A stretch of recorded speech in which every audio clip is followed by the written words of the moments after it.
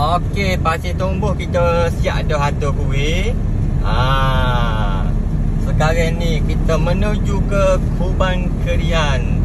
Kedai nasi ini berhadapan McDonald. Situ Odi letak kuih. Kuih Odi ada situ. Kuih Kerian yang mana ingin dapatkan kuih-kuih Odi, kuih Kerian.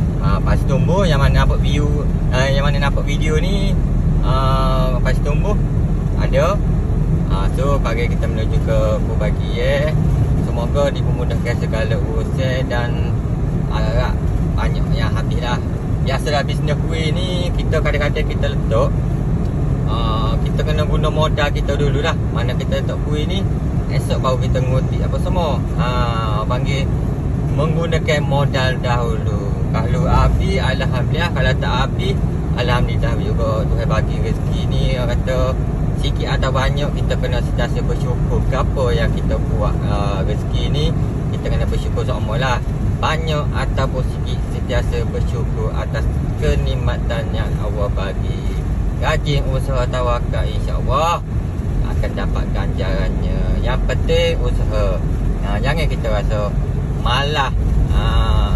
Nak cari duit ni bukan mudah, tapi kita kena ingat gapo ada kepakaran kepada kita dan kebolehan kemarin kepada kita, kita buatlah yang boleh menjana income yang orang kata boleh support hidupan kita. Jangan kita tu pada bisnes satu saja.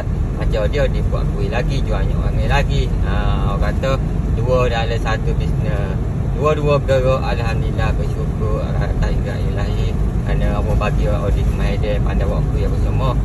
Sekarang ni kalau nak tengok kuih ada tu belakang tu. Banyak kuih ada belakang dia. Banyak dah tu. Beng ada, jeput ada, akak ada, kaki ada. Akak belakang bonet ni jalan ni nak kira nak sampai dah mana ni. So kita atu-atu, kita akan berjalan dengan lancar lah, orang kata. Biar berpada-pada. Buat jangan terlalu tomok sangat. Tapi kalau biasanya kalau hari perayaan, kita jangan buat sikit, kena buat banyak. Sebab hari pagi kan orang ramai. So kita buat lah lebih sikit, lebih mana 5 kali ganda lah. Gitu. Kau kena sabar. Yang mana tengok view, yang mana tengok view Odi, yang mana tengok video Odi, saput-saput lah Odi ya.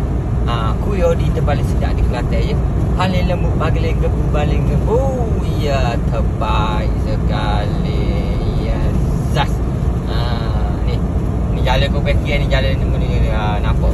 Ini tak sibuk mana, jalan renggak sikit. Biasanya kalau hari orang hijau dia akan sibuk pada jam 1 dan jam 4. Jam 1 ni waktu orang rehat, orang tu cari makan. Dia jam 4 ni orang balik kerja lah. Orang balik kerja. Orang balik kerja. So dia orang akan singgah lah, beli makanan untuk balik ke rumah. Okey. Adi ucapkan semoga anda sihat seperti biasa dan dimohon rezeki dan kesihatan baik. Amin ya rabbal alamin.